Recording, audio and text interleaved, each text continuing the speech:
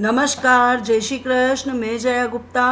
इस वीडियो में मैं शीतला माता की तीसरी कथा लेकर आई हूँ।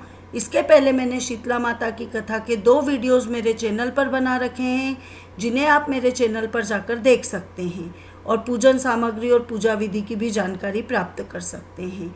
इस तीसरे वीडियो में मैं शीतला माता की उस कथा के बारे में आपको जानकारी दे रही हूँ जिसमें शीतला माता का स्वरूप हाथ में झाड़ू और गधे की सवारी ये माता ने क्यों धारण किया था, इसके बारे में मैं ये कथा आपको बता रही हूँ। शीतला माता को चेचक जैसे रोग की देवी माना जाता है। ये हाथों में कलश, सूप, झाड़ू और नीम के पत्ते धारण किए हुए होती है और गधे की सवारी किए हुए ये अभय मुद्रा में विराजमान होती है। आइए अब हम देखें शीतला माता की पूजन विधि और पूजा सामग्री। मैं आपको यहाँ पे एक जानकारी देना चाहूँगी कि माता का ये जो स्वरूप है, ये जिस जगह पर माता ने इस स्वरूप को धारण किया था वहाँ पर पूजा विधि और पूजन सामग्री क्या होती वो मैं आपको बता रही हूँ। अन्य स्थानों पर पूजन विधि और पूजन सामग्री जो है वो मैंने मेरे पिछले वीडियोस में बताई हुई है। पिछले 2 वीडियोस में आप वहाँ से उन्हें देख सकते हैं। शीतला सप्तमी भी मनाई जाती है और अष्टमी भी मनाई जाती है। तो आप जो भी मनाते हैं शीतला सप्तमी या अष्टमी, उस दिन शीतला माता की पूजा के समय उनको खास मीठे चावलों का भोग चढ़ाया जाता है।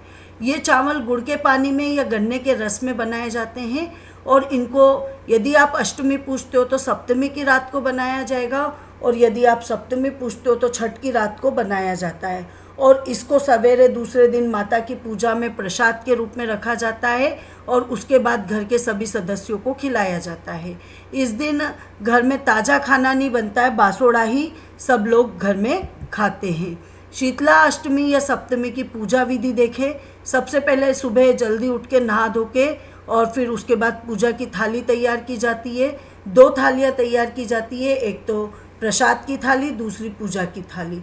प्रसाद की थाली में दही, पुआ यानी चरके मीठे पकोड़े और ज्वार या बाजरे की रोटी और जो चावल आपने बनाए थे रात को मीठे चावल, वो चावल, नमक पारे और मठरी वगैरह रखी जाती है। और दूसरी थाली जो कि पूजन सामग्री की होती है उसमें आटे से बना हुआ दीपक, रोली, वस्त्र, अक्षत, हल्दी, मूली और होली पे जो बड़कुले बनाए जाते हैं गोबर के, जो कि होलिका को चढ़ाए जाते हैं, उसकी ही एक माला, सिक्का और मेहंदी वगैरह ये सब रखा जाता है दूसरी थाली में। साथ ही एक ठंडे पानी का साफ स्वच्छ लोटा भरा जाता है और शीतला माता की पूजा करते हैं तब मंदिर में दीपक बिना जलाए ही पूजा की जाती। केवल दीपक को ऐसे ही कोरा चढ़ा दिया जाता है, आग नहीं जलाई जाती है। और सभी चीज़ें चढ़ाने के बाद खुद और घर के सभी सदस्यों को पूजा करने के बाद हल्दी का टीका लगाया जाता है और हाथ जोड़ के माता से प्रार्थना की जाती है कि हे माता, सारी पूजा को मान करना और शीली रहना, ठंडी रहना, यानी शीतल रहना और ठंडी रहना, ऐसा कहा जाता है। ऐसे उनकी आराधना की जाती है। घर में पूजा करने के बाद मंदिर में पूजा करने जाते हैंगे। मंदिर में पहले माता को जल चढ़ाते हैं, फिर रोली और हल्दी का टीका लगाते हैं, उसके बाद मूली और वस्त्र अर्पित करते हैं माता को, फिर मेहंदी लगाते हैं, फिर बड़कुले की माला और आटे का दीपक वगैरह अर्पित करते हैं माता के और साथ में प्रसाद भी, भोग भी अर्पित करते जो भोग लेके आए थे। और उसके बाद लास्ट में या तो कई जगहों पर जल चढ़ाया जाता है और नहीं तो एक कपड़ा लेके जाते हैं, उसको गीला करके पानी में और उससे 5 बार माता के पंखा करते हैं उस पानी से ताकि उनको ठंडक महसूस हो। और फिर थोड़ा जल बचा के लाते हैं और घर के सभी सदस्य इस जल को आँखों पे लगाते हैं ताकि ठंडक बनी रहे, शीतलता बनी रहे। और थोड़ा सा घर के चारों कोनों में हर हिस्से में इस जल को छिड़का भी जाता है। और होलिका दहन जहाँ पे किया गया होता है वहाँ पे भी इस दिन पूजा की जाती है, वहाँ पे भी जल चढ़ाया जाता है, पूजन सामग्री चढ़ाई जाती है। और घर में भी, घर में आने के बाद पानी का परेंडा जो होता है, जहाँ पे कि पानी का स्थान होता है, वहाँ पर भी पूजा की जाती है। और उसके बाद यदि कोई पूजन सामग्री बच जाए तो गाय या ब्राह्मण को दे दी जाती है। इस दिन कई जगहों पर घर के बाहर स्वस्तिक बनाए जाते हैं जो पीला हल्दी मिलाकर दही में या कई जगह चावल पीस के उसमें हल्दी मिलाकर एक लेप बनाया जाता है जो कि माता जी को भी चढ़ाया जाता है। उस लेप से स्वस्तिक बनाए जाते हैं या कई जगह हाथ के छापे लगाए जाते हैं 5 दीवारों पर पूजा के बाद। और आइए अब देखें शीतला माता की प्रामाणिक कहानी, जिसमें माता ने गधे की सवारी की थी और हाथ में झाड़ू लिया था। तो ये कथा बहुत पुरानी कथा है। एक बार शीतला माता ने सोचा कि चलो देखूं मेरे को इस पृथ्वी पे कौन पूछता है, कौन मेरी कथा यानी पूजा करता है, कौन मेरे को मानता है, कहाँ कहाँ मेरे मंदिर है। ऐसा सोच के माता धरती पे आती है। तो राजस्थान के डूंगरी गांव में पहुंचती है। तो वहाँ देखती कि गांव में मेरा मंदिर है कि नहीं है, मेरी पूजा अर्चना होती कि नहीं होती है, ये सोचते हुए वो गांव में घूमने लगती गली गली में।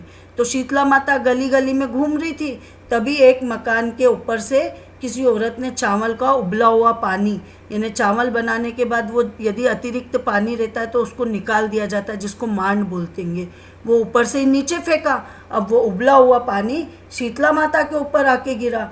तो शीतला माता के शरीर में उस गर्म पानी के कारण छाले पड़ गए, फफोले पड़ गए और शीतला माता के पूरे शरीर में जलन होने लगी। वो हायरे बायरे करने लगी और पूरे गांव में इधर उधर भागने लगी, चिल्लाने लगी, अरे मैं तो जल गई रे, मेरा तो शरीर तप रहा है, जल रहा है, कोई मेरी मदद करो। इस तरह से पूरे गांव में करती, पर कोई भी गांव वाला उनकी मदद नहीं करता हैगा।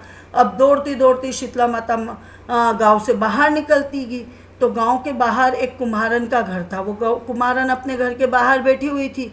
अब जैसे ही वो देखती कि तो शीतला माता तो बूढ़ी माँ के रूप धर के आई थी इस गांव में। तो देखती कि एक बूढ़ी माई खूब जल गई और वो बहुत उनके शरीर में तपन भी हो रही है और वो खूब हायरे बायरे कर रही है और उनके सारे शरीर में फफोले पड़ गए और वो तपन वो सहन नहीं कर पा रही है, उसकी उष्मा फफोलों की जलन नहीं सहन कर पा रही है। तो कुमारन उनसे कहती कि माँ आप यहाँ आके बैठ जाओ, मैं आपके शरीर के ऊपर ठंडा पानी डाल देती हूँ, इससे आपकी ये जलन ठंडी हो जाएगी।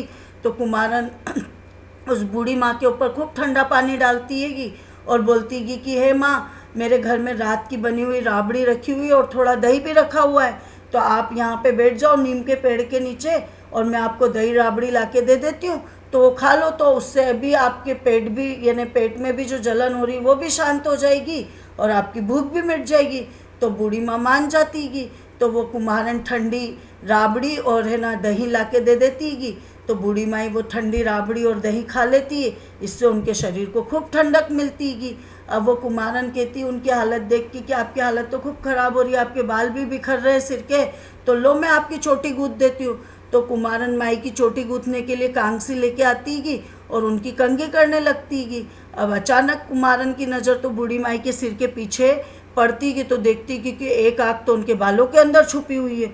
तो वो देखते ही कुम्हारन तो डर जाती, वो सोचती पता नहीं कौन है, भूत है, प्रेत है, चुड़ैल डाकिन पता नहीं कौन है, तो भागने लगती गी।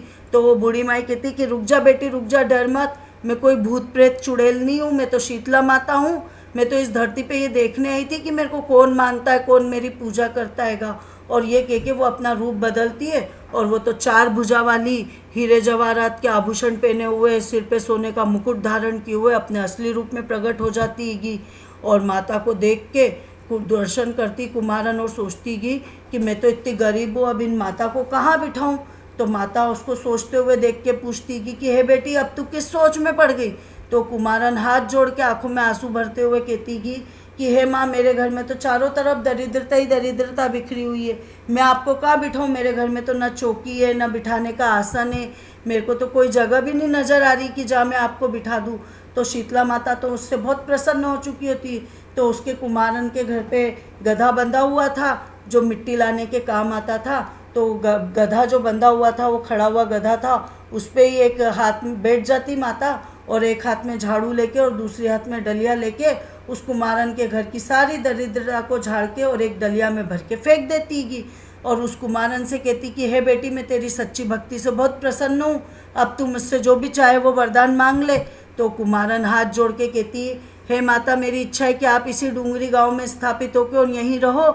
जिस प्रकार आपने मेरे घर की दरिद्रता को अपने झाड़ू से साफ करके दूर किया, ऐसे ही आपकी जो भी होली के बाद सप्तमी को या अष्टमी को भक्ति भाव से पूजा करे, आपको ठंडा जल चढ़ाए, दही और बासी और ठंडा भोजन कराए और उनके घर की भी आप दरिद्रता साफ कर देना। और जो महिला आपकी पूजा करे उन नारी जाति का अखंड सुहाग रखना और उसकी गोद हमेशा भरी रखना।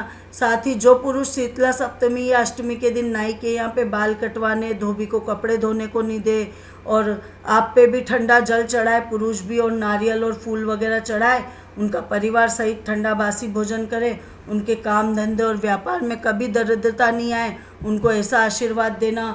हे माता, तब माता बोलती तथास्तु। हे बेटी, जो तूने वरदान मांगे मैं सब तेरे को दे रही हूँ। हे बेटी, मैं तेरे को आशीर्वाद देती हूँ कि मेरी पूजा का मुख्य अधिकार इस धरती पे सबसे पहले कुमार जाति को होगा। तब भी से उस दिन से डूंगरी गांव में शीतला माता की स्थापना हो गई और उस गांव का नाम हो गया शील की डूंगरी। शील की डूंगरी में शीतला माता का मुख्य मंदिर है और शीतला सप्तमी को वहाँ पे बहुत बड़ा मेला भरता है। और इस कथा को सुनने से घर की दरिद्रता का नाश होने के साथ साथ सभी मनोकामनाएं पूर्ण होती है। आपको मेरी ये कथा अच्छी लगी हो तो इसे लाइक और शेयर कीजिए। अभी तक यदि आपने मेरे चैनल को सब्सक्राइब नहीं किया तो कृपया मेरे चैनल को सब्सक्राइब कीजिए, बेल आइकन को हिट कीजिए।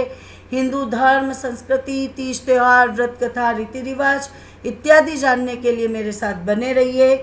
जय श्री कृष्ण।